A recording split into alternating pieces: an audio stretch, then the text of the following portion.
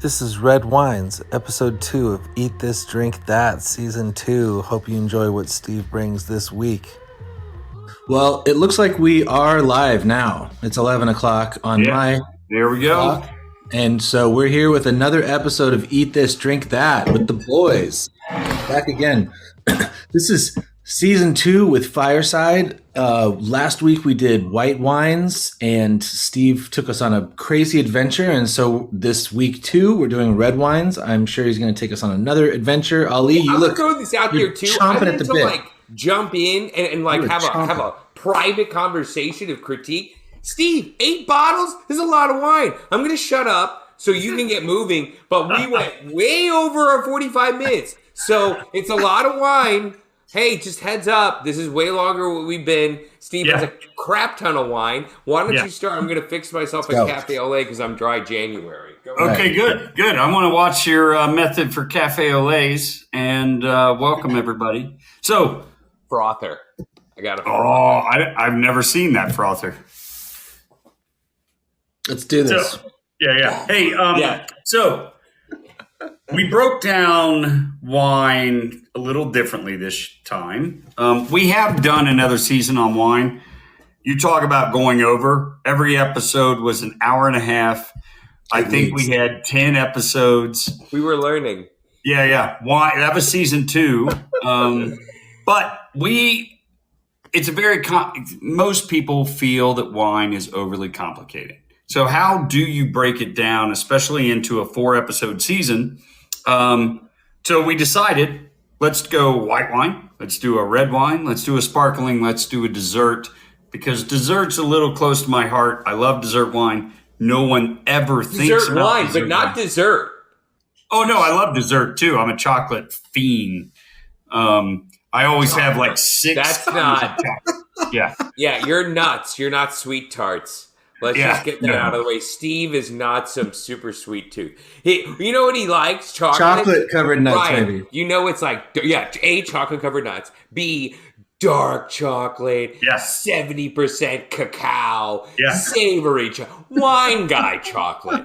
So just get back. Don't you want to talk sprinkles? Liar. He's not. Yeah. You're not a sweet tooth. Oh yeah, no, I don't do sprinkles. That puts me into cardiac This is a arrest. premium cupcake, by the way. So I know. let's not even think I know. he's sully I know. himself with Snickers. But we're going to have a blast. I already bought a bunch of wine. I went to a wine shop yesterday, spent $500 on for dessert wine, some supplemental wine for this. We swear it's affordable. Yeah. Wow. Yeah. So everything today is under $40. I did go affordable. All right. But I bought 19 bottles yesterday, 20 bottles, something like that. So if you think about that to $500, it's not that much per bottle. The most expensive, good. 19 bottles? That's insane. You're insane. And we'll go into it later on the last episode on desserts. But I think the most money I spent on a single dessert wine was only $55. So we're still way below that kind of ultra premium $100, $150 a bottle that some people consider the top bottling. So today we're under. In fact, the most expensive is $37. Everything else is $35 and under. We got. Oh no, I'm sorry. I got one that's $40. So I lied. 35. That's like literally Cheap Eats, but for like 2015. Yeah, for wine. That was a 2015 pick. Yeah. So that kind of ties in with last week too. Last week, I think the highest one was maybe 45. I brought the list. 40. We got a 44, 45. Ryan, good job. So these are all very buyable wines for everyone out there that is a little scared maybe to go above $20. But we got some good ones.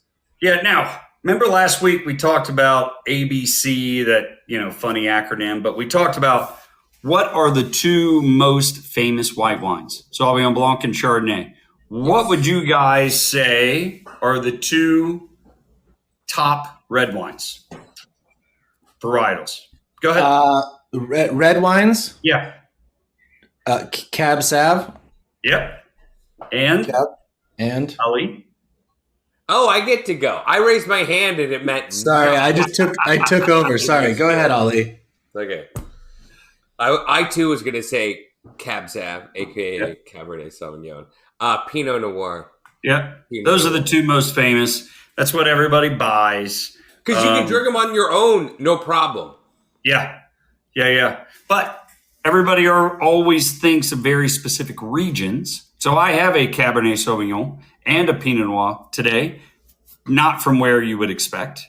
But let's dive right into it because Ali made a good point. We got a lot of wine and we want to stay somewhere around an hour. So I know Ali probably knows about these wines because of the old K&L wine club. Yeah. I don't, because all I would do is buy the cheap subscription to K&L, and I would only get I was Cote d'Aron, and wait, hold on, there was one more. Cote d'Aron. Did I mention Cote d'Aron? Yeah. It was a lot of Cote d'Aron in those boxes. All Cote d'Aron. But you probably got one of the Beaujolais. So Beaujolais is still in Burgundy. It just happens to be the far south of Burgundy. So even below the Maconnais. The grape there is Gamay. A lot of people will know of Beaujolais because of Beaujolais Nouveau. Third Saturday of November or third Thursday of November, something like that. They release the harvest wine in France, in Beaujolais. It literally is they pull off some of the grapes and they just make a quick wine to do a celebration of that year's harvest. It took off in the United States in the late 80s, early 90s, I think. George DeBoeuf, who is kind of the man of Beaujolais, they did the whole Beaujolais Nouveau. So it still goes on. It's just not as popular. But if you go to the 10... Is he related to Shia? Whoa, Boom. Terrible. The timing really made it worse. Yeah. So there's 10 villages, and they're cru villages. So they are the best villages, the ones that are designated where the best grapes come from. It's on really rocky, granity soil. The soil's totally different. You're on some sort of slope. It's not a huge slope, but it is enough of a slope, so drainage is different. This is a village called Fleury. I was going to say, you showed us this bottle twice. This one's Fleury. Yep. What's the name of the brand? What's the Gregory Hobno. Okay. And I know I just butchered that man's family name, but it is Gamay is the grape. So we're talking light tannins, nice refreshing acidity. So the fruit itself stays like cherry and berry and raspberry and strawberry. A little bit different profile than Pinot Noir, but really pretty. So you get a lot of floral notes, and you'll also get some of those soily, granity, minerality notes. So almost not quite iron, but there's a complexity that comes through on Gamay because it's almost transparent. It reflects the soil. It reflects the varietal. It's a really pretty wine. You can have it with food, but you can also just kick back and drink. This is $25, and this is an upper echelon of one of the crus. You could find some cru Beaujolais like Morgon for maybe $20. And That's all awesome. this stuff is like above, because everyone knows. I mean, if you just go to the supermarket that has wine on Thanksgiving, you see Beaujolais Nouveau. All this stuff is gonna be just kind of a tier above, tier above. Yeah. When you talk quality, or go ahead, Ryan, and then I'll go back to that. I was just going to say, what would this be comparable to the very lay person? What would this be comparable to? Would they be comparing this to a Chianti or a Merlot or a... No, you could probably compare this closer to Pinot Noir. Everybody will know Beaujolais Nouveau. So instead of bubble gum flavors that you get from a Beaujolais Nouveau because of how they make it, it's a process called carbonic maceration. It actually is how the wine ferments. you get a bubble gum flavor from Nouveau. Instead of just pure fruit. This is just a little, there's none of the bubble gum. You get more of that kirsch and raspberry. Really pretty fruit. Okay. And very floral. So if you think in terms of pyramids, always think in pyramids of quality. Up top, you have the Crus. At the very bottom, the base, you have Beaujolais Nouveau and Beaujolais Village, or just straight Beaujolais. And as you go up, your quality is going up. So this is the top of the quality chart for Beaujolais. The very top, you're getting the best wines from this region for only $20 to $30. That's crazy. That's great. Yeah. When you go to Burgundy, so what do you think the top quality of the pyramid, that little 1% of Burgundy Pinot Noir is? How much do you think those wines are? How much do I think? Yeah. At least $100 a pop. Or yeah, not. 150 and up. Some of the most expensive wines in the world are Grand Cru Burgundy. Small amounts are made from each producer, from each little vineyard. And some of them will get up to into the thousands, 3,000, 4,000 a bottle. This little guy is the top of the pyramid chart for $25. Incredible. So, on the Eat This, because what's interesting is, you said Gamay. I Googled Gamay, right? But I do remember last winter holiday time, I got a Beaujolais, not Beaujolais Nouveau, had it with a holiday ham dinner with cheesy potato. It was a fabulous wine and ham rocks for holiday. Way easier to make than a turkey, right? What I think is interesting, and it's, again, if you've heard of Beaujolais Nouveau, because you've gone to a Whole Foods on Thanksgiving. When I looked up Gamay, my Eat This of this, what popped in my head, force meat pates, pates popped up, roast chicken popped up, brie, Swiss/Gruyere, goat cheese.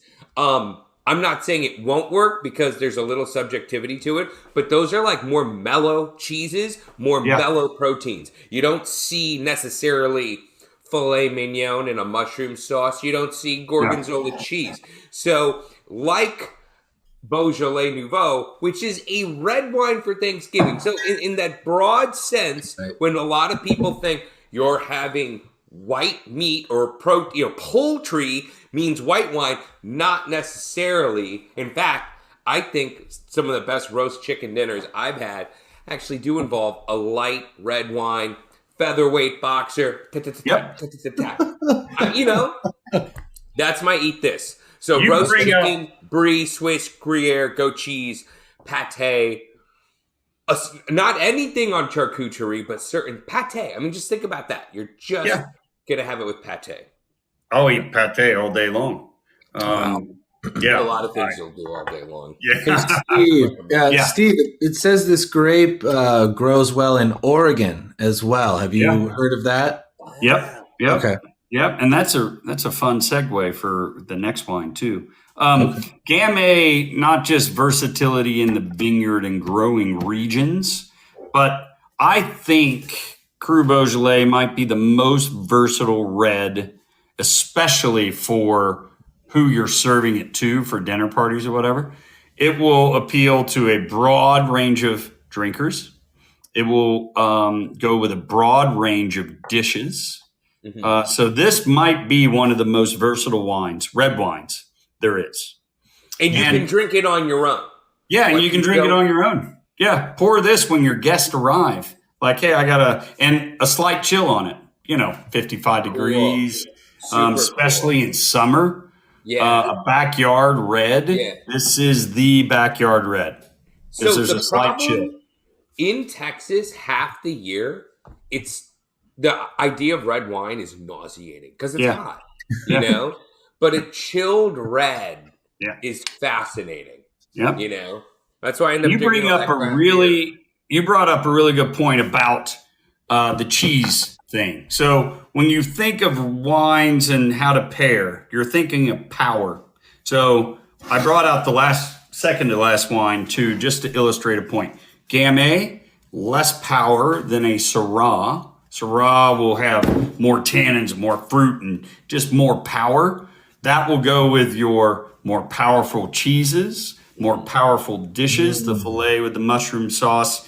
This will go with those lighter, more less powerful dishes. So roast chicken is powerful only in flavor, but not in depth. It's not like an overwhelming meal. Whereas if you're sitting with a beef tenderloin with a mushroom sauce or a leg of lamb, that it's a heavier meal. So that's how you look at pairing. The power of the wine with the power of the dish. Oh, cool. So Ryan's segue there. Gamay does grow in a lot of places. Oregon being one of them.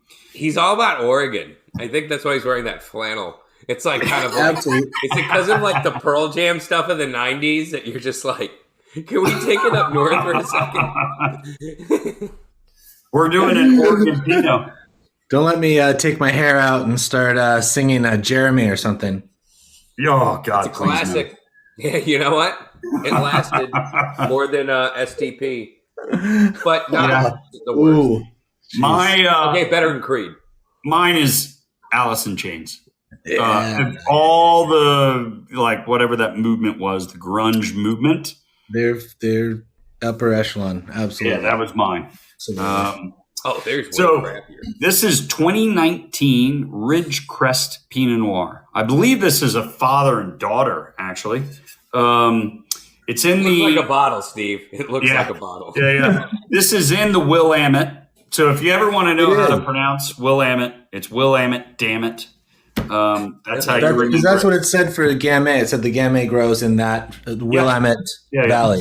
Okay. I got a quick question because people know about, I think Oregon is like kind of a celebrated area for wine, right? Mm-hmm. Celebrated area for wine. And B, that Willamette, if you were a Pinot Noir freak in the mid-aughts like I was, Willamette meant a good, also expensive Pinot. Why is Willamette such a big deal?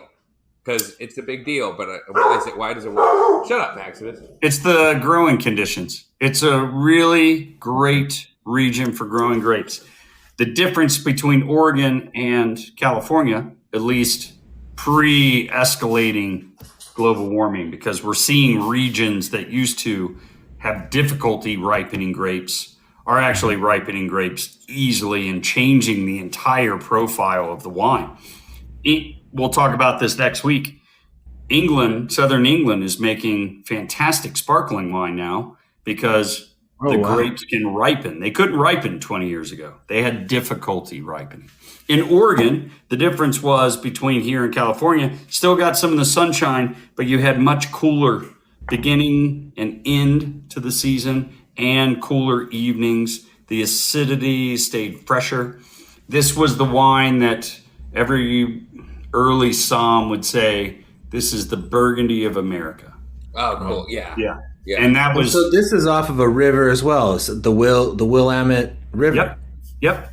Okay. A lot of the great wine regions in the world, and we did a whole episode. We did 4 episodes on this. The wine rivers of the world. The water regulates the temperature. The sunshine does a whole lot of things to the growing conditions of a vineyard at a river. If that vineyard might be somewhere with no river, be a completely different growing environment, and the grapes and the wines would taste totally different. Because like an obvious one in California would be like Anderson Valley, right? Yeah, that would be a very obvious. But then is there? I don't recall a river in Sonoma or Napa. I'm sure there is one. Russian River. Oh, Russian River. Okay, gotcha. The Russian River. But the big thing about NorCal, especially lower NorCal, Caneros, Napa, Sonoma, is San Francisco Bay. The San Francisco Bay is so big that it literally transforms the weather. Yeah, that makes sense. The fog comes in over the mountains. It's called Carl the Fog. They have a name for the fog in Northern California. And that also regulates temperature, so it's not too hot. The San Francisco Bay is regulating. Down in Caneros, where they do a lot of the sparkling wine, Chardonnay and Pinot Noir, it's cool because of San Francisco Bay. Like the fog doesn't leave until 10 in the morning. It's bright sunshine for a little while, and then the fog creeps back. Makes sense. Water regulates. So the Willamette has that regulation for the water, but the growing conditions provide just a softer, easier ripening of the Pinot Noir grape. That's why Pinot Noir and Gamay, which are French, middle of France, cool climate conditions, used to have difficulty in ripening. That's why those same grapes do really well in Oregon, because of those growing conditions are somewhat similar. A little more sunshine in Oregon. This is your Pinot, Steve? This is the Pinot? So that's my Pinot. We didn't go to Burgundy. We didn't go to Napa, or not Napa, but Sonoma, Russian River. 2019 Ridgecrest. 2019 Ridgecrest. Guess how much this is? Dude, I'm going to just say it. Willamette, I know they're not cheap, and Pinot's not cheap. So... You think this was in the 30s? 32. Ooh, that was pretty good. I'm gonna go for, just because we're gonna do it. Was it Price is Right style? Yeah. $37.99. We're gonna average 35. 35. There you go. I went under, so I guess I won.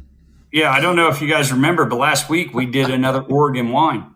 It was the Raptor Ridge Pinot Gris. So That's right. Which was only $20. So another French, cool, continental growing area of France. One of their grapes comes over to this cooler region of the U.S. and thrives. So we're always thinking outside of not just the varietal, but outside of where your traditional region you would grab a bottle from. So, Willamette. You know what's interesting, Steve? Along the last topic we were on, I'm looking at the San Francisco Bay, and I forgot too that San Pablo Bay is up near Sonoma and Napa. That's a pretty big piece of water out there. Yeah, I think that's where they filmed The Birds. If I'm not mistaken. No kidding, because I was in Bodega. I was in Bodega Bay. Or Bodega Bay, but it's in that same same sort of Santa Rosa, that kind of area. So there is a huge body of water near Napa and Sonoma. So so the San Pablo kind of extends to the north around Richmond, and heads up into Vallejo, Novato, and southern portion. This is where Caneros is. Right. It's a giant. Expensive label. That's expensive Pinot. Yeah. Pinot gets into the 50s, 60s, easy. 70s. Yeah. It's normal now, especially West Coast Sonoma, to easily be $70, $80 a bottle. And it's normal. Yeah. It's really bizarre. So I know, I asked you this, Ryan. Did you I think we all were around of drinking age when Sideways came out, right? Pinot, drinking, West Coast Pinot Noir was the move. That was kind of my favorite wine. And when I'd have the Oregon stuff, I would basically kind of go, yeah, it would actually be lighter for my taste. You know what I mean? And we're talking just drinking, that was the whole thing. The Sideways Pinot was it was the old fashioned, it was a cocktail. It was you gotta drink this. This is what we're drinking tonight, period. Right. Do you and I think people, why? Because it was delicious. It's delicious wine, Yeah. Well, and I think we were so used to having maybe only Merlot and Cabernet those were the two reds for years, right? Yep. Basically, it was I guess I'm drinking wine. There was Merlot. no thought. I feel like Merlot was everywhere, and now it's just, I feel like it was everywhere. Yeah. It's not what it was. And you guys do know, we've talked about this before, the secret joke of that whole movie was his arrogance about that wine he was saving, and he's screaming, "I won't drink fucking Merlot." Yeah. The wine he was saving had Isn't that good? Merlot. Yeah. It's a Santamillo, and it has Cabernet Franc and Merlot. Yeah. So that was the insider joke of that. Right. And before that movie, I sold a bunch of higher end Pinots. I mean, I could sell them. I'd put them on the shelf. No one bought them from the retail store. We didn't sell a whole lot of high end Pinot. But we sold a lot of Cabernet Merlot. And then after that movie, it was a complete switch. Couldn't keep Pinot in stock, and no one bought Merlot. Wow. That's insane. Yeah. The influence. Yeah. What bottle are we on so far, by the way? Are we on So we're bottle going to 3 and 4. 3 and 4? That was 2. We're going to 3 and 4. That's interesting fact. I believe that Malbec from Argentina, from Mendoza, kind of blew up a few years after Sideways. I mean, just exploded. Yeah. I remember getting into Malbec, Yeah, everybody drank them. They were inexpensive, but they were the same flavor profile as Merlot. Soft, juicy, ripe, dark fruit, easy to drink, not that much money. So all those secret Merlot people post Sideways, they went over and started drinking Malbec, and then they didn't have to feel bad. Feel the shame. Yeah, Malbec is awesome wine, though. Yeah. I mean, and it's usually, like, for some out South America, it's cheaper. But I digress, and there's so much food to talk about. Keep going. What's the next one? Okay, good. So we're going to go into some different wines. So region, we're going to the grape is Cabernet Franc. We're going to a grape region called Chinon. So remember last week we talked about the bookends of the Loire River, just below Paris, runs across almost the entire country, east to west. You have Sancerre and Pouilly-Fumé over here at the beginning, and then at the very end, before it dumps into the Atlantic, you had Muscadet. Somewhere in the middle, right, roughly in the middle, is the Chinon region. So Cabernet Franc, which is most people think of as a Bordeaux varietal, it's from here. Because here's a little secret. Not many people drink Chinon. This is an earthy wine. This is a little chewier on the sides. It doesn't see a lot of brand new wood, but there are tannins to this grape. A little more almost olivey, briny kind of character. It's not everybody's cup of tea, but it is such a perfect food wine.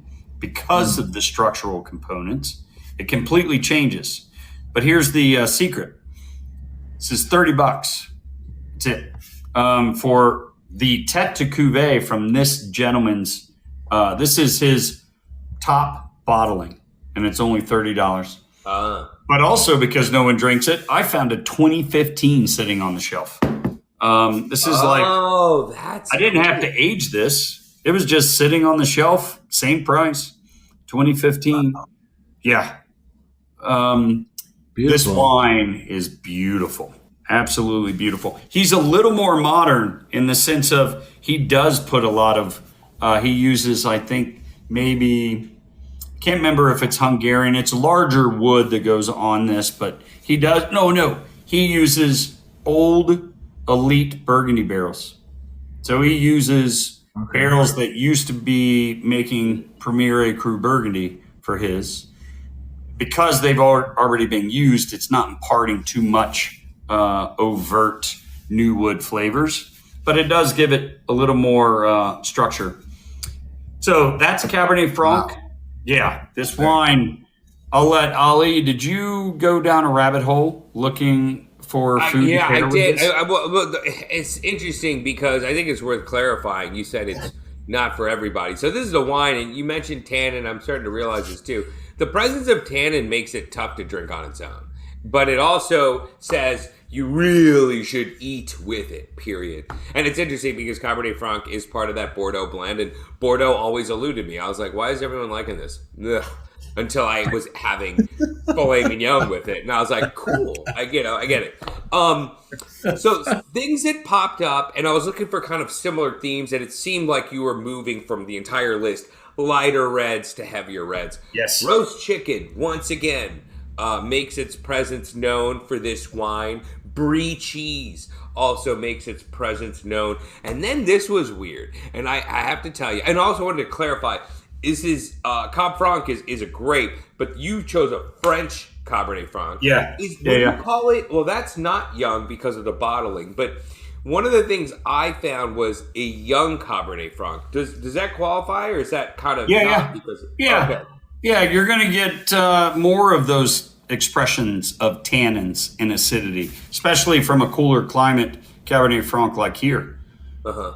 So what would be an older Cabernet Franc? Would a year designate it? Oh, or would it... so you could easily keep drinking this for another 5 to 10 years. And it's already 7, 8 years old, 6 years in bottle. I think he ages his wines. So it's still young. I mean, this is young. Food pairing said young Cabernet Franc, meaning I just bought this. I just bought this at the store, basically, right? Yeah. I just bought it.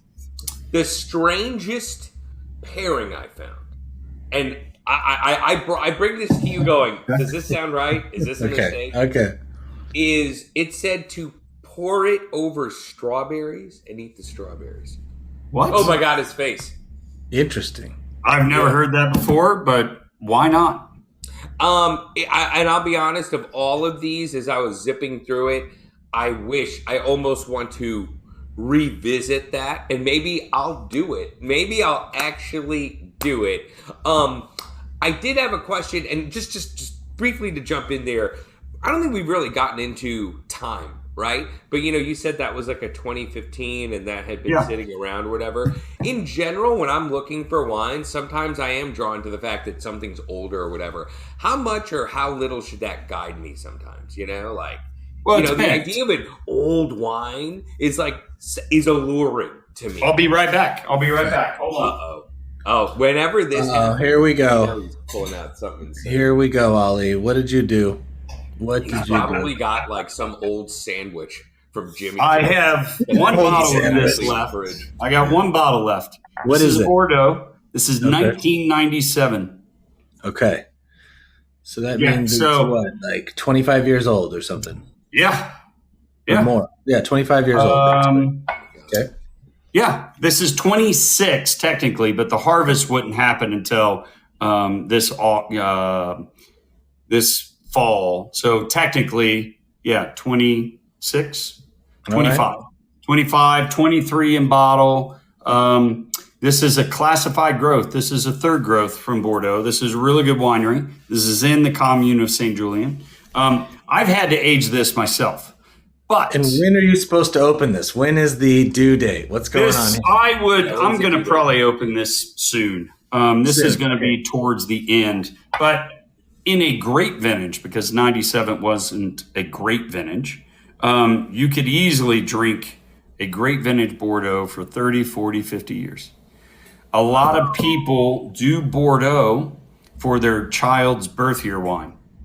And if that child is lucky enough to be born in a great, exceptional vintage, that child could drink that when he's 60 years old. What? Yeah. I will be dead. Here's something when he's 21. When I'm 18. Yes. And that's the whole thing. You drink it, they'll buy one case. I see. One bottle will be for when the child turns 21. And then conceivably that child could drink that at that person's funeral too, and the wine will still be drinking. To answer long story about that question, classic regions will drink for a very long time, and the experience that you get from a aged Bordeaux or an aged Burgundy or Northern Rhone, a Napa Cab is a completely different experience and something that you should want to experience because it's that different and almost profound. You can do that with Cabernet Franc for a lot less money too, because you're getting that. It's called tertiary. After it sits in bottle for a long time, you get to more flavors of mushroom and leather and spice. Away from the fruit goes away, right? The sour, the bite, all that goes away. The fact that this was a grape, gone. And then all that crazy wine lingo actually matters. Yeah. And then you get this elegance, and you get the tannins will kind of precipitate out, and your astringency leaves your palate, and you You decant, just like an old vintage port that we've talked about multiple times. That is an experience everyone should have once in their life. Yeah. It's funny. It's like moving through the phases of Arnold Palmer. You start with lemonade and then you end with iced tea. Yeah.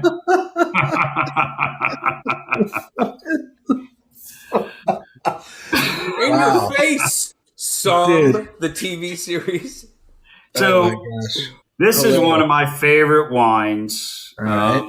Not just regions, not just grape, but also the winery. So the grape is Sangiovese. We may have lost him. Yes. Yeah, no. I'm here. Arnold Palmer. We're in Tuscany.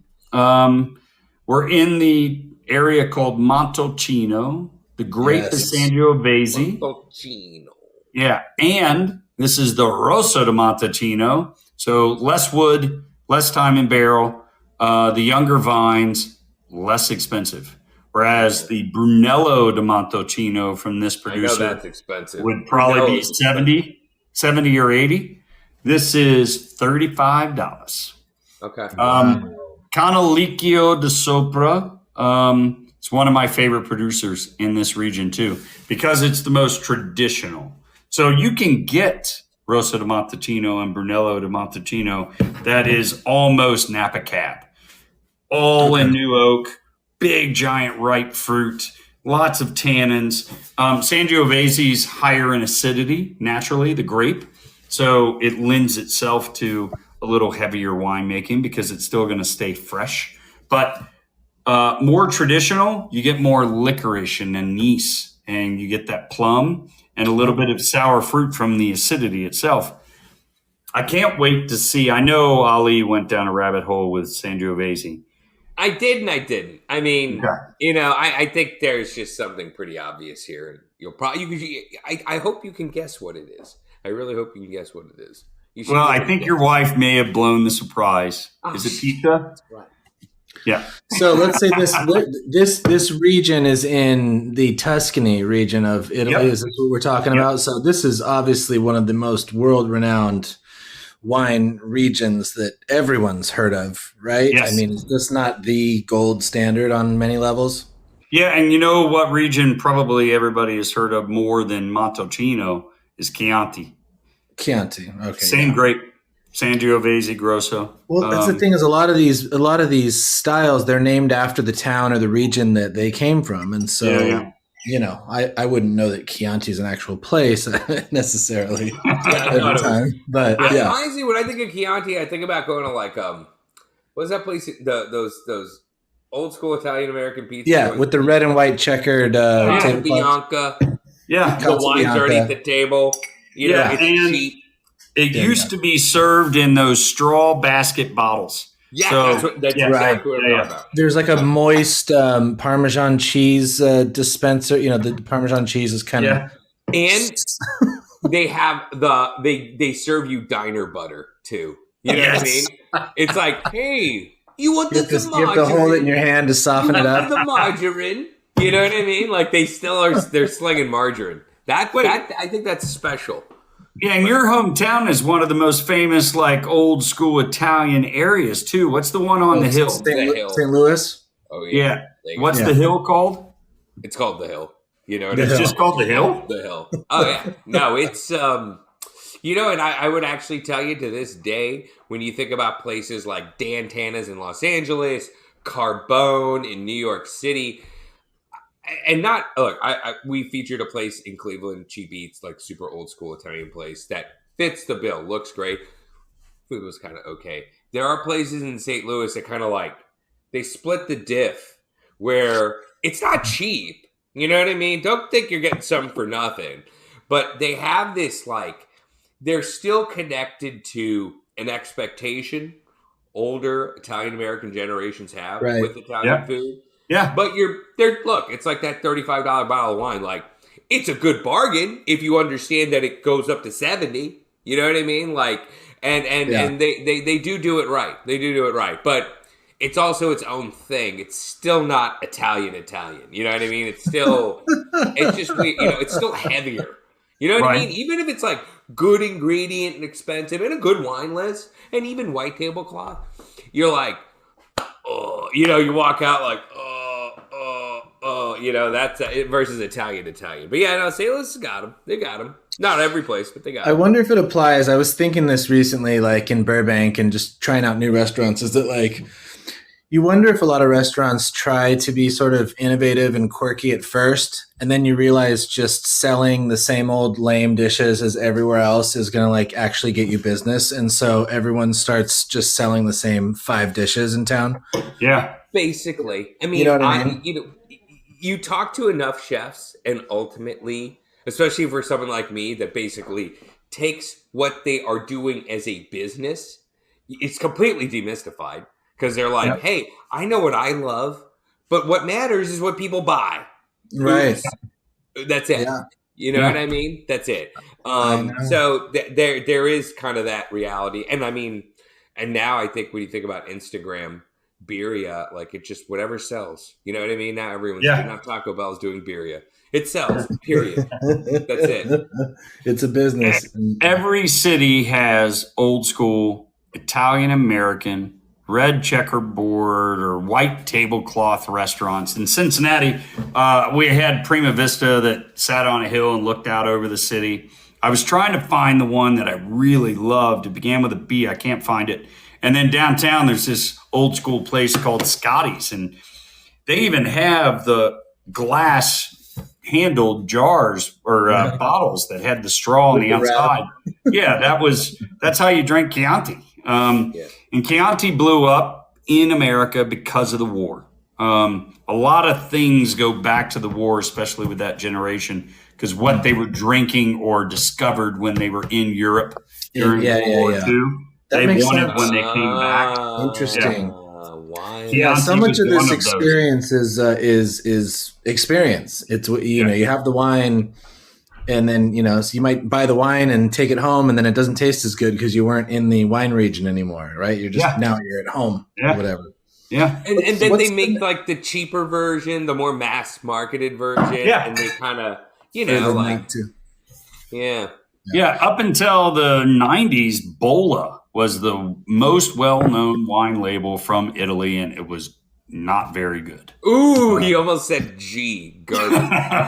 It was garbage. What's next on the list, Steve? What do we got going here? Let's keep going. So, what was that? Oh, back to the Chianti Sangiovese thing. Most Americans always thought of Chianti as its own thing. They didn't know it was Sangiovese, and they certainly didn't know that Montalcino was also producing better Sangiovese from the same grape. So that's the little secret. I'm going to bring the next 4 wines out. Where are we on time? We're good. So that Cabernet Franc from Chinon was a little bit out there. I know it's not going to appeal to everybody, but it's something that people should experience. Another one of those grapes is Nebbiolo. Nebbiolo, which is Barolo and Barbaresco, are the 2 most famous. You're in the northwest of Italy, up by Turin, up by the mountain ranges. Okay. Yeah. Barolo and Barbaresco can get up into the $200-$300 a bottle for a crew. But there's a little secret region called the Alto Piemonte, which is just further north. It's much cooler, different soils, still uses Nebbiolo. So the wine changes. Instead of, it never gets huge depth, but the grape itself is high in tannins, high in acid, and lower fruit. So you can almost see through the wine in the glass, the color of the wine. You get more of these really pretty rose petal aromatics. You get a lot of floral, and you get red cherry. But the versatility, just because of the nature of the grape, the tannins and the acidity, this is a great dinner party wine.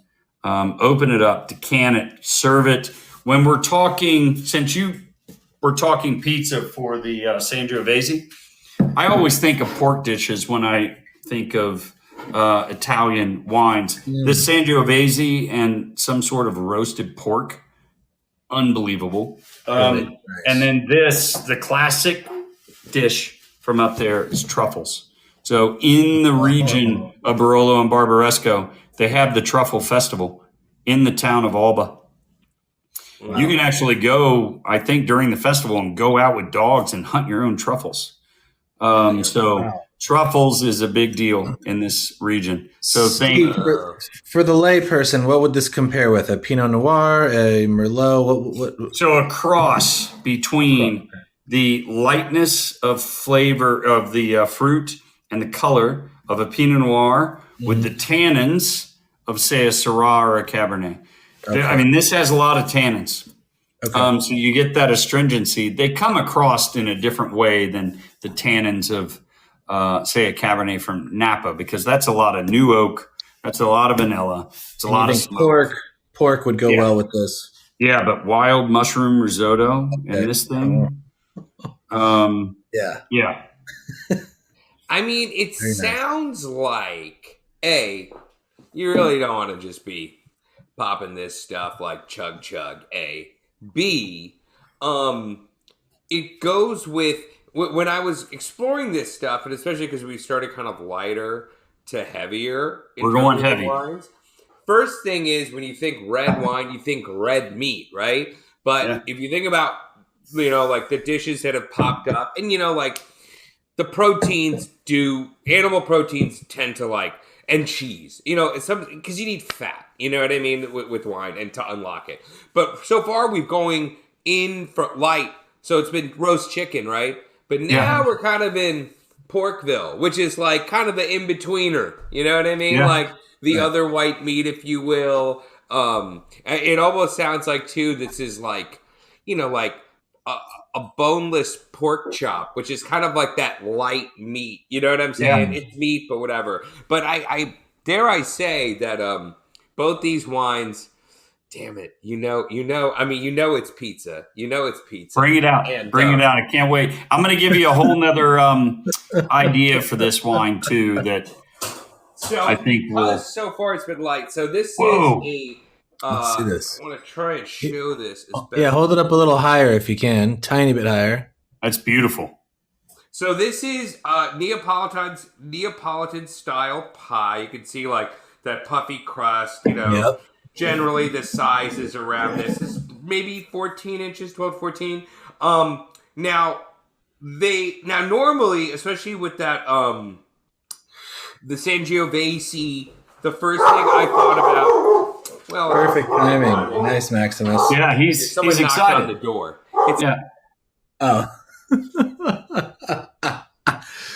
Ollie was about to show us a 12-inch Neapolitan pizza he just got for these wines. We'll see what happens with the dog. So we did go back to back on Italy too, and wines that most people don't think about with Italy. So Rosso di Montalcino, Sangiovese, Alto Piemonte, so the northern portion of the region, close to Tuscany is sort of middle, right? Tuscany is kind of Tuscany is central Italy, just above Rome. This is northwestern. Ali's going south down to Naples for the pizza. Now we lost his feed. Ali. Literally, the neighbor kid came over. Always knocks at the worst time. I'm like, his timing. Neighbor kid it's neighbor kid. Anyway, so with the Italians, and even thus far, I felt like not just any pizza, but Neapolitan style margarita, something that's just like, A quality, not the 2 a.m. pie. You know what I mean? Right. Something that's just like worthy of, frankly, opening up a bottle of wine. But because of the Nebbiolo, and you mentioned pork, I didn't just get a margarita. This one actually it's quite meaty. It's got sausage in there with fennel. It has pepperoni. It's got olives. It's got kale. It's got rainbow radish, which usually appears a little bit cooler, but it's been in the oven for a bit, and red onion. Yeah. So, and literally, I can see on one of the slices right here. Yeah, pull up one of the slices up to there we go. Oh, yeah. There we go. There's the money shot. You can see it. Now we can see great. There's fennel seed on here. You know sausage, seed. Yeah, we got the olive, real briny. So this is what I like about this was it's a pie that's at once kind of it's very hearty, but it also has more it's not greasy. Believe it or not, it's not. Right. It's not a greasy pie. The dough is really good, and just in general, I think as you approach a lot of these wines, because they're lighter reds and stuff, go out and get a nice pie. Go out and get a nice. I mean, they're everywhere now. You can get Neapolitan style pizza all over the country. They're really good. You don't have to be. Like, if you look at like the pizza documentary on Netflix, what Chris Bianco was doing in Phoenix, that's awesome. But now that stuff there's a demand for it everywhere. It's everywhere. There's a lot of dope places. And I really think that, like this restaurant in Austin, Bufalino, this is from a place called Love Supreme. But the concept of this one pizza place here was like, how do I sling my super expensive wine with food that's not astronomically expensive? Really dope pie. And guess what? They have pies. They have white pies. They have pies with mushroom. I mean, I know you said truffle, which is kind of up here, but like a white pie, a mushroom pie. Yeah. I would even argue too with a lot of these red wines, what I'm finding, sure, beef, but don't sleep on mushroom. Nope. Mushroom and beef unlock a lot to red wine. Yeah. And then if you do both, like filet with the mushroom sauce, I think can unlock a lot of wine too, because it's subtler than you think. You know what I mean? Right. Yeah. Anyway, so that was my ultimate eat this. And then the other thing was, I want to throw this out there in case we don't come back to it.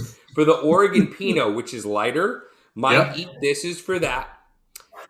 Were chicken mole. Ooh. Chicken mole. So poultry, but a lot of earthy complexity, especially a chicken mole taco. I would try that. Mole on the chocolate side or on the green side of things? You know, I guess in my mind, I was thinking that chocolatey, earthier kind. I'm not really that familiar with the other moles. For some reason, the brown moles, the dark moles, I'm more familiar with, but that's what was in my head. And then the other thing, and this is something I'm just going to have to do because it's a really brilliant recipe, and it's so simple, is a really simple seared salmon. And I mean like dressed with almost nothing, because I was thinking about sauces and stuff, and that would interfere. I'm talking a seared, skin-on fillet of salmon, nice and crisp, good crust on both sides, and then at the end you finish it with just a little olive oil and herb and salt, like really simple. And I think, you know, obviously in Oregon with Pinot Noir, they talk about salmon a lot. They just, because it's kind of in the area a bit, you know what I mean? It's Northwest, it's there, and it's weird because mole has a lot of ingredients, but it's not overtly flavorful. It's more overtly complex. So I would almost argue that mole might be a fantastic rabbit hole to go down with trying some of these wines, because it's not so in your face. You know what I mean? You're not contending with spicy and salty and sour. Earthy. It's like I love that earthiest idea. sauce ever. Yeah. Anyway, so those are some eat this is thus far. Almost done, but yeah. Yeah, so I have one other dish that I'll end on the Nebbiolo with. But, you know, there's plenty of people that do dinner parties, maybe rotating dinner parties, where you're thinking outside the box. You're trying different dishes. You're trying different recipes. You should also try different wines. Somebody in that group is going to fall in love with one or two of these wines. So the Sangiovese, the Gamay, the Nebbiolo, and the Chinon, the Cabernet Franc. Cool. So one last dish for that Nebbiolo. Let me put these wines back because I got a lot in front of me. So for the Nebbiolo, wild boar, tagliatelle, some sort of, I mean, all the new school Italian guys, the non-red sauce Italian American restaurant, the new school. All of them have some sort of wild boar dish. Okay. Wild boar in this wine is amazing. Killer. So that something that I also want to throw out that actually works. Why this pairing works too is it's not just meat for this wine, right? It's tomato sauce. Yeah, it's tomato sauce and that protein, and also with the Nebbiolo, it wasn't just margarita either. I was like, we got to have a little bit of fat in there too, so. That makes sense. You can go mushroom. You can go really earthy on the mushrooms too. Mm-hmm. So we have to do one Cabernet. Last week we did one Chardonnay, and we're going to go to the same region. So this is Western Australia in the Margaret River. I remember this brand from last week. Same winery because I love this winery. I mean, this winery is making some of the best wines in the Margaret River. Interesting. I don't know if it's the oldest, but it's got to be one of the first ever founded in this region. Margaret River is the furthest from, remember? So from LA, it's 20-hour flight to Sydney. Then you take a 5-hour flight to Perth. Then you got to drive 4 or 5 hours south to the Margaret River. So you're in the bottom left corner of Australia in a very unique growing region. So Cabernet, you still get the sunshine. You're getting a little riper fruit. But this is a very elegant Cabernet. This isn't the power and the concentration of dark fruit and new oak that you get from a Napa cab. This is elegant. Okay. So we had to do one Cabernet because it's the most popular red varietal there is. Think outside the box. Don't just go to the same classic regions. That wine is only $40. That's one of the top Cabernets from the region. You do that in a place like Napa or Bordeaux, you're going to be easily spending $100, $150, $200. Okay, wow. For that same upper echelon of a varietal. Because it's Cabernet Sauvignon, like the most popular freaking red wine, period. Yeah, period. I had to have one in this whole mix. Yeah. I like Margaret River a lot. I've sold a few different wineries, there were Lewin Estates, etc., but and Kate Mintel, but these West Felix wines are amazing. So we're going to end with the same grape. 2 different areas, 2 different regions. Syrah is the grape. No one thinks about Syrah. I still can't believe Syrah isn't more popular than it is because you get big fruit, dense fruit, but you get some lightness from the growing climate, the acidity. There's plenty of tannins in this wine. It will stand up to lots of heavy dishes, but the tannins aren't abrupt in the front of your palate like a Cabernet Sauvignon. They're kind of round. They're in the background. They hide behind the fruit. The ancestral home of Syrah is Northern Rhone. So you go straight up the river from Châteauneuf-du-Pape in the mountains. It's very steep, kind of mountainous area. You have Hermitage, you have Côte-Rôtie, you have Saint Joseph. Good you have stuff.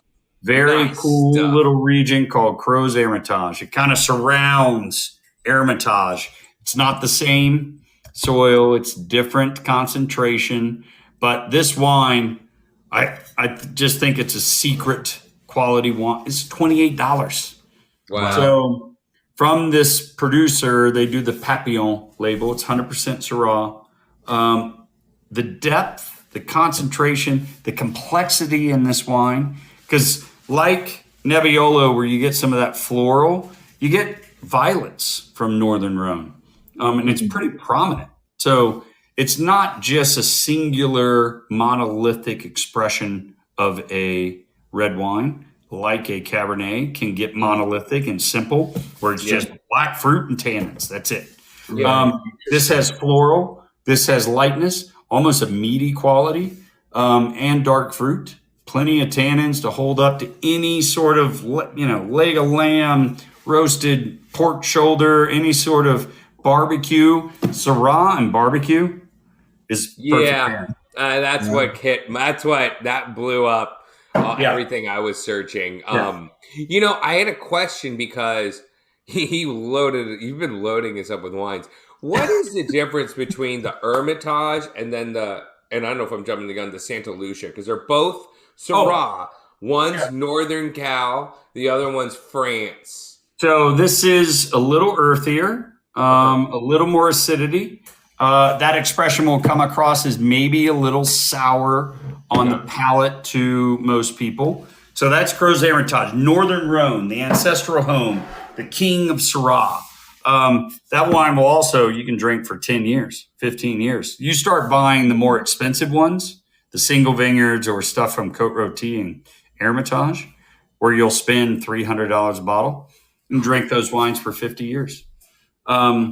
Santa Lucia Highlands is this crazy little area to the east of Monterey. You got the bay, you got that whole fertile valley that's growing all the fruits and vegetables for most of the United States. But then you have this hill, and it runs north-south. It's a fairly large hill. It's not that high. It's just very long. And it acts as almost like a stop for all the clouds and the rain. So on the side closest to the ocean, that's where all the precipitation falls. On the other side, where all the grapes are growing, and they're facing roughly southeast, so it's plenty of sunshine, you get no precipitation. So you get these perfect growing. It's going to be a Syrah region. Yeah, so they do Syrah, they do Pinot, they do Chard. Killer. So if you go up you're cutting over, what's that little town? It's a farming agricultural town. Salinas? No. Salinas. And then you'll see this just long hill, like all by itself, just sitting there. Wow. Really? And that whole thing, and there's an area on the hill where they're growing all the grapes. Nothing at the bottom, nothing at the top, just this band. Gary Pisoni grows a lot of his stuff. He's like a cult Pinot grower, where his wines cost $75 and up. There's a lot of great wineries in here, and this is from the winery Joyce. It's known for Pinot Noir. It's Monterey County. There's a lot of Pinot. What's the cost on these ones, Steve? What's the cost on these last two bottles? This is a little more because it's $37. Okay, 37. And that's the California one. Yeah, the Gros Hermitage is only $28. 20. Okay, this is and I've seen it. Okay. I've seen it for less. Depends on where and when. But flavor wise and then food wise, same grape, but how do they differ? You're a little less acidity here and a little more fruit. You're getting richer, a little more. Yeah, it's California. You get California sunshine. Alcohol is probably a good degree higher. No, this is 13.5. So they're picking probably a little early, so that the alcohol stays lower. You can definitely get denser, bigger, richer, more giant monolithic Syrahs from California. This is a little more elegant, but you're getting more fruit. That's the easiest way to describe it. All right. Cool. What are we pairing, Ollie? What's the pair? With the Aussie cab. With the Australian cab and the Syrah, I went down the street for the pizza, but I almost went down the street a little further for something you guys have all seen already last season. KG Barbecue, the Egyptian barbecue guy. Oh, yeah. Central Texas meets Egypt. Yep. Why? He does rack of lamb, and he does that lamb bacon. So barbecue popped up big with the Syrah. And lamb popped up as well, and lamb in Australia. I mean, like sometimes, and like Steve is constantly telling us about where we are in the world. Aussies love lamb. They love to grill, like their palate is very American. So the rack of lamb at KG Barbecue, that's a great combination of like meat that's kind of cooked like to temperature, like a nice medium rare, but you're getting a ton of smoke. The lamb bacon, which has a ton of fat in it. It's actually cut from the lamb breast. It's meat that's cured and then smoked. Really rich, fatty, but it's lamb. And as we've kind of gone through all this wine, what I've realized is understanding the nuances of proteins as well. Because, a ribeye steak, beef stew, ribeye steak, braised brisket, those are like some of the more heavier, intense, almost monolithic meat dishes, right? Yeah. Lamb, even though it's rich, has variance too. You're contending with gaminess. You're dealing with something that's arguably more delicate than a beef stew, than a smoked brisket. That makes sense. But the big thing with that Syrah at KG Barbecue, so for the Australian Cabernet, we do lamb. For the Syrah, it was spice popped up. The brisket shawarma bowl at KG Barbecue. So or just shawarma. Yeah. How about shawarma? Like beef shawarma from Zankou chicken, right? Deep. Beef, rich, cinnamon, cinnamon, nutmeg, pumpkin spice on beef, Moroccan stuff. I think that would be an interesting play. Yeah. So that's a good point. You want to talk about how to pair the difference between the French Syrah and the Santa Lucia Highlands? Yes. Go here with the beef shawarma, with the spices and all the exoticness. Okay. Got it. Because of the elegance of this wine. And you brought up a really good point that we haven't even mentioned. Stew. Heavy, rich, wintry stew. Syrah is a winter wine. It's a little bit heavier. The fruit is dark. It's more brooding without being monolithic. Stews with this, that's a perfect dinner party wine too. Because you just make a whole bunch of stews. Everybody's sitting around enjoying each other's company. And this will go with most people's palates. I too, and it might throw you, but you got to remember it's secretly not that spicy as you think. It's more earthy, like mole, Syrah, birria.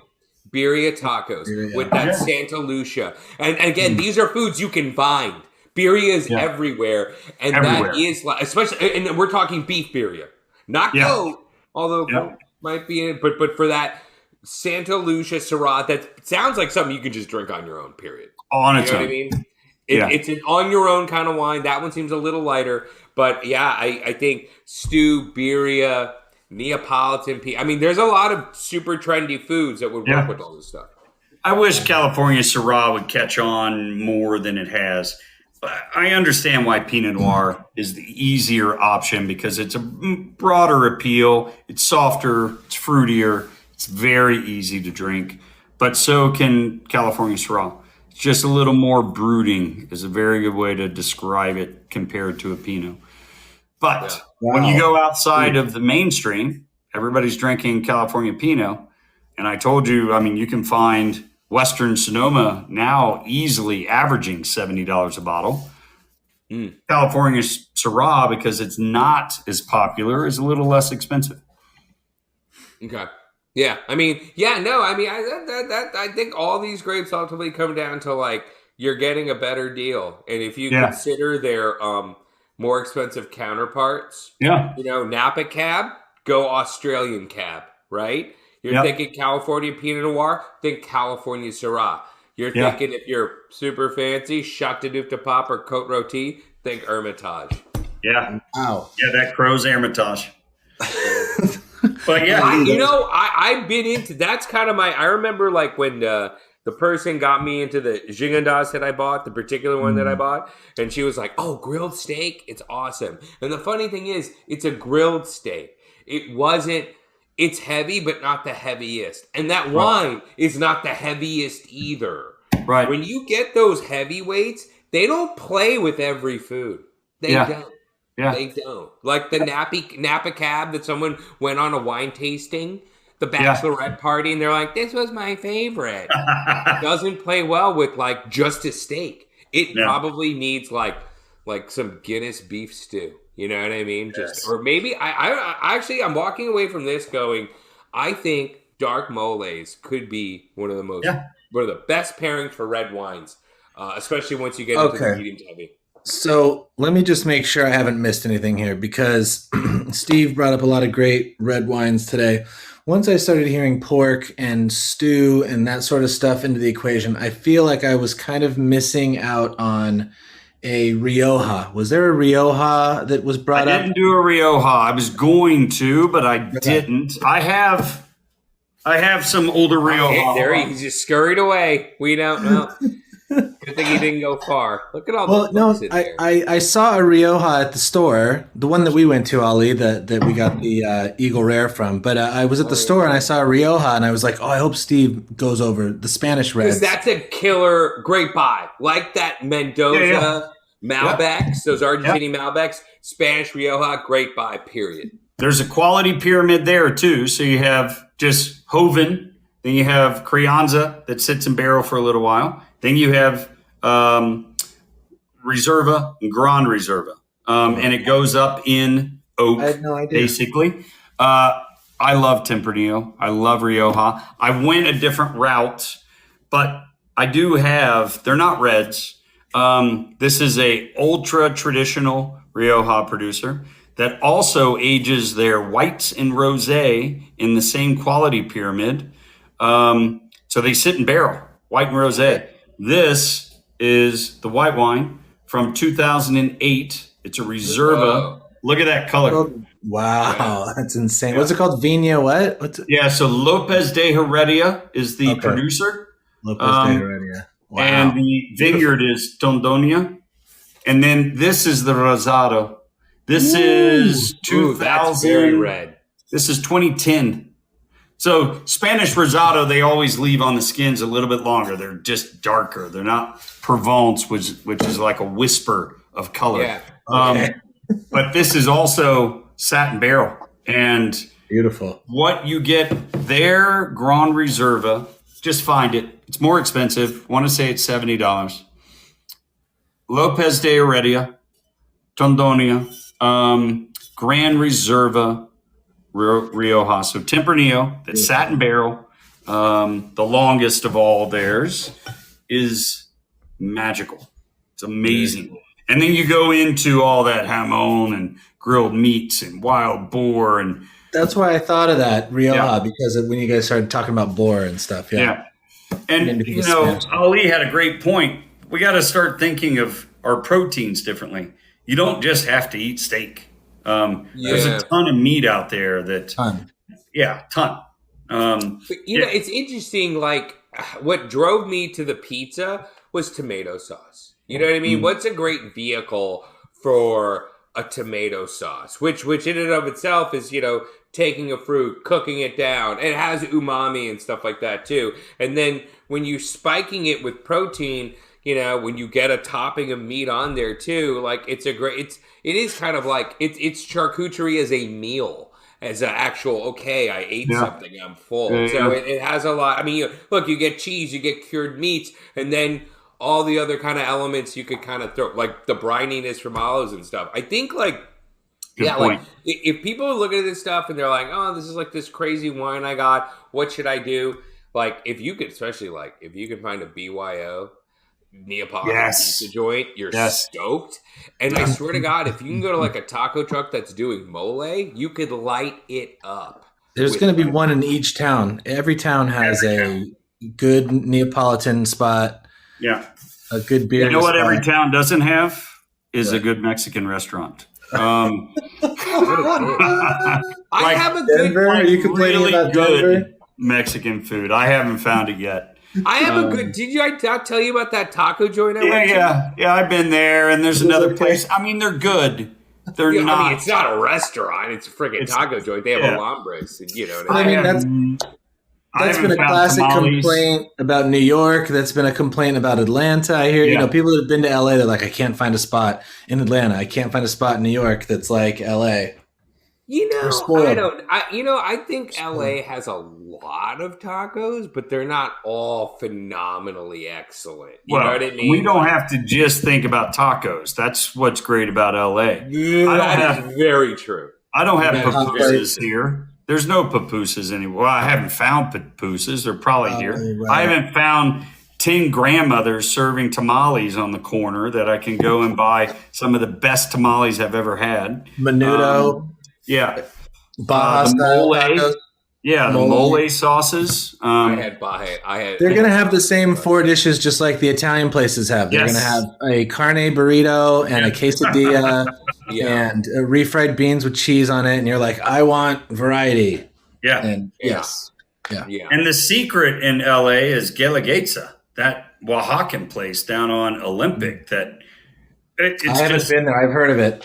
Gala Gatesa. You got to go. They have a bunch of them. They're good. I mean, look, I'll tell you, like the place that won the beard last year that was in Austin.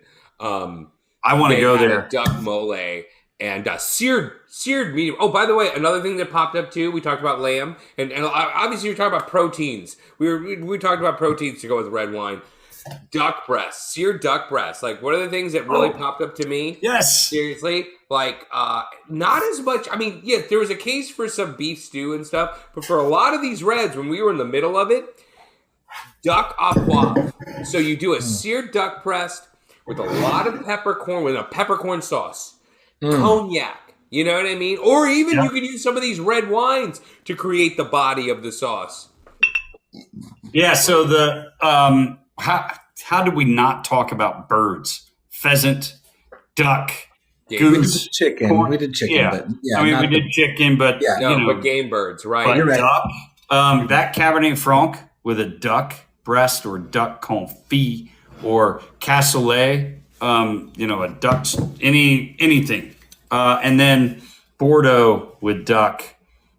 Just is amazing. A lot of those middle of the road ones, when you got to meat, it wasn't just like beef. It was pork sausages, which it's heavy, but it's not as heavy as beef stew heavy. You know what I mean? Yeah, they can be light. They can be on the lighter side for sure. It kind of like works right in there. But I'm telling you, man, mole, Neapolitan pies, like I want mole now. Yeah. I want really good mole now. Hey, Steve, more wine. If we had to, and I'll obviously help if you got an opinion, but Steve, if we had to really sort of wrap it up, break down what's going on with reds, and I want to oversimplify. Let's just go on cost, okay? Some of the white wines, we could find some really good ones for 12, 14, but it seems like maybe for the reds, we need to sort of start at 18 or 20 to what 20. Price range? Start at 20, but if people want to elevate and get out of their little Kendall Jackson funk or whatever they're in. Yeah. If you're down in that's like a new song you're working on, Kendall Jackson. Kendall Jackson funk. If you're down at $10, $12 for red wine, just leave. Start going up a little bit. The quality is vastly different. And then you're saying Syrah would be, if someone wanted to step out of a comfort zone, that's a very safe place to start, is a Syrah. Yes. Yep. Yeah, and then your kind of off the bus wines are the Nebbiolo from the Alto Piemonte and the Chinon, Cabernet Franc from Chinon. Those are your off the bus. What's the other one? The Sangiovese. What's that? That one seems pretty acceptable. That is a safe bet. That is an easy transition for people because of the fruit profile, the freshness, the versatility, the stylistic differences between one winery to another. You can do a lot of experimenting in Syrah and Sangiovese. Wow. And Tempranillo. We didn't bring a Tempranillo today, but I mean, you can't cover it all in one thing. I think the 8 bottles you did is a great jumping off point. I feel like we're going to have to keep doing this stuff, we are. We're doing it next week. We're doing sparkling.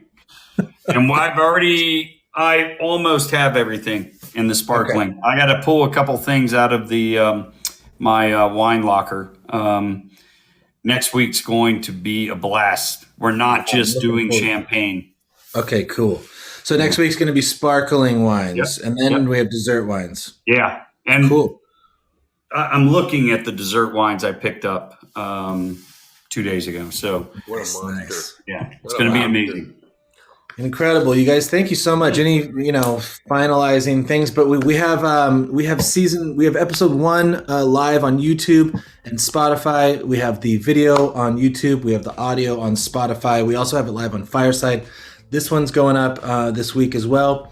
So thank you for joining us on season 2. Again, Eat This, Drink That. We're on YouTube. We are on Spotify and streaming services. We are on Fireside. Thank you guys so much. Yeah. Thank you. This was great. I need wine and mole. I know what I'm doing in February. Yeah, I need mole right now. I'm starving. Oh, I was looking at it yesterday on a menu. I'm not joking. I was looking at it. It was chocolatey and outrageous. Amazing. So glad you brought it up. All right, guys. All right. Have a great weekend. Bye. Turn off. Does it still work? Ending show.